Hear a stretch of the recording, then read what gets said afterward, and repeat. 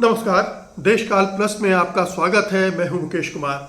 दोस्तों, ऐसा लगता है कि बहुत जल्दी ये खबर आने वाली है कि अमेरिका ने भारत पर जो टैरिफ लगाए हुए हैं, डोनाल्ड ट्रंप ने जो टैरिफ लगाए हुए हैं, उसमें किसी तरह की राहत मिल सकती है।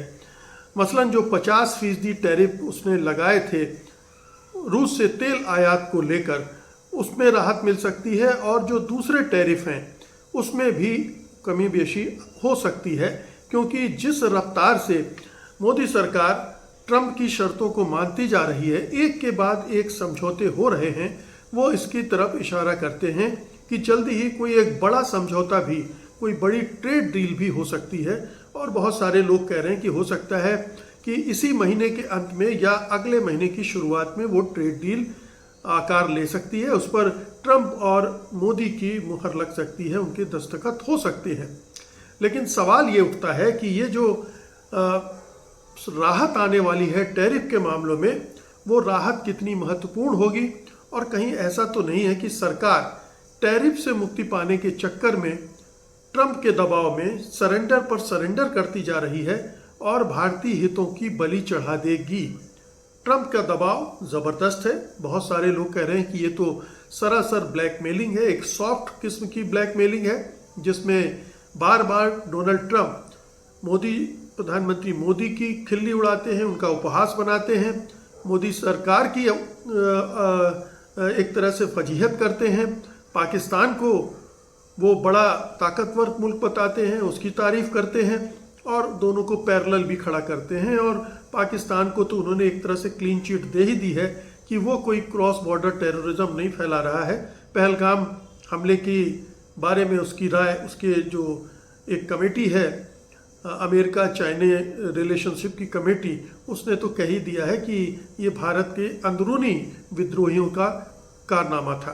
तो मोदी सरकार जिस राह पर चल रही है उसमें खतरे बहुत हैं और आशंकाएं बहुत हैं।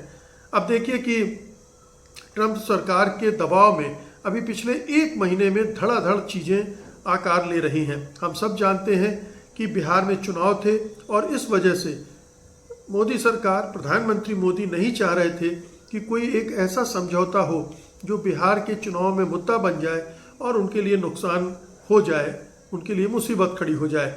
तो उन्होंने इस दौरान, उनकी सरकार ने चुप्पी साधी रखी। लेकिन जैसे ही चुनाव संपन्न हुए, आपने देखा कि तेल का आयात लगभग खत्म होने के कगार पर हो रहा है।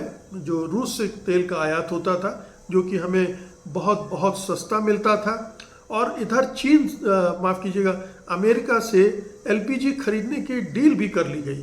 10% जो भारत का आयात होता है पेट्रोलियम का, उसका वो अमेरिका से खरीदेगा। और ये डील महंगी डील है, इसलिए कि अमेरिका का जो प्रोडक्शन है, अमेरिका की जो तेल के बाज़ार में कीमतें हैं, वो दूसरे देशों के मुकाबले ज़्यादा है।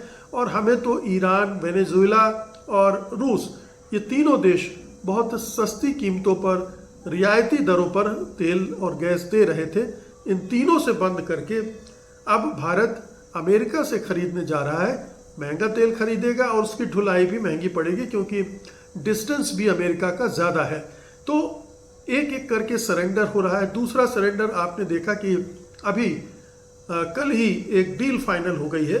अमेरिका ने अप्रूव कर दिया है कि वो भारत को javelin anti tank missile system बेचेगा, और जो एक्सकैलिबर टैक्टिकल प्रोजेक्टाइल्स हैं, शेल्स हैं, जो कि गोले के रूप में इस्तेमाल होते हैं तोपों में, होवित्जर तोपों में इस्तेमाल करने की बात उनकी की जा रही है, क्योंकि जो चीन और पाकिस्तान की सीमा पर वो बहुत कारगर हैं। और उसमें ये एक्सकैलिबर के जो शेल्स अगर इस्तेमाल किए जाएंगे तो ऐसा माना जा रहा है कि काफ़ी कारगर होंगे।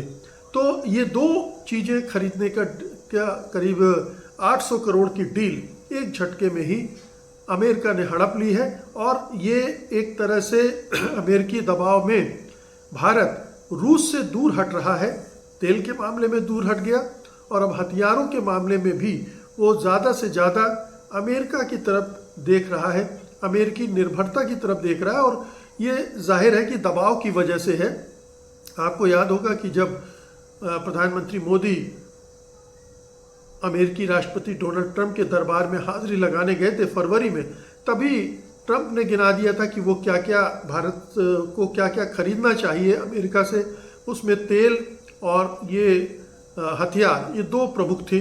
और अब ये कहा जा रहा है कि शायद F-35 भी, जो फाइटर जेट्स हैं, वो भी अमेरिका भारत को बेचने पर आमादा है और भारत दबाव में आकर उन्हें खरीद भी सकता है। आपको याद होगा कि एलन मस्क ने कहा था कि ये जो फाइटर जेट्स हैं F-35 वो कबाड़ है, वो कूड़े में फेंक देने लायक है, लेकिन वो कूड़ा भारत को बेचा जाएगा और बड़ी महंगी कीमतों पर बेचा जाएगा। ये एक अच्छी बात है कि जो जेवलिन, एंटी टैंक और एक्स कैलिबर शेल्स का जो समझौता हुआ है उसमें ज्वाइंट प्रोडक्शन की भी बात है, यानी भारत को टेक्नोलॉजी ट्रांसफ़र भी होगी और भारत में भी उनका निर्माण होगा। इस लिहाज से ये डील बुरी नहीं है, लेकिन डील इसलिए बुरी ज़्यादा है क्योंकि इसमें भारत सरकार सरेंडर कर रही है, मोदी सरकार सरेंडर कर रही है, झुक रही है, और जो चीज़ें हमें अंतर्राष्ट्रीय बाज़ार में सस्ते में मिल सकती हैं, कम कीमत पे मिल सकती हैं, वो छोड़कर हमें अमेरिका से ये सारी चीज़ें खरीदनी पड़ रही हैं।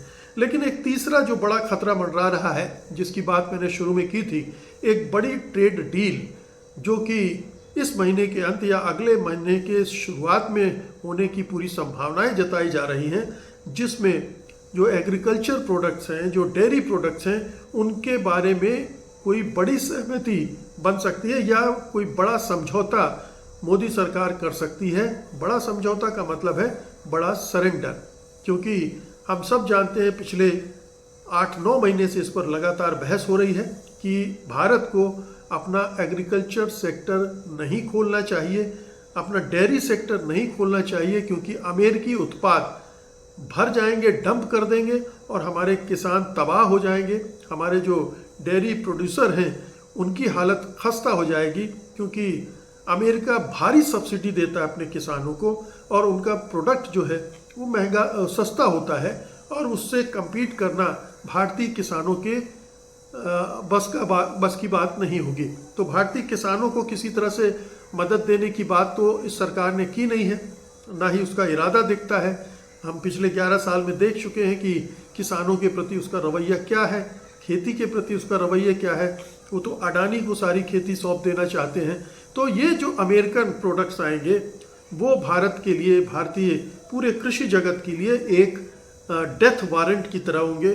खतरे की घंटी, इससे आगे की बात मैं कह रहा हूँ, डेथ वारंट, क्योंकि ये उनके लिए मौत का परवाना जैसा साबित हो सकते हैं। पूरी खेती पर इसका असर पड़ेगा, किसानों को अपनी उपज का दाम नहीं मिलेगा और वो खेती से हटने के लिए मजबूर हो जाएंगे। और ऐसी सूरत में जाहिर है कि अडानी अंबानी की नज़रें लगी हुई हैं कि कैसे खेती पर कब्जा किया जाए, तो उनके लिए भी रास्ता खुलेगा और अमेरिकी प्रोडक्ट के लिए भी रास्ता खुलेगा।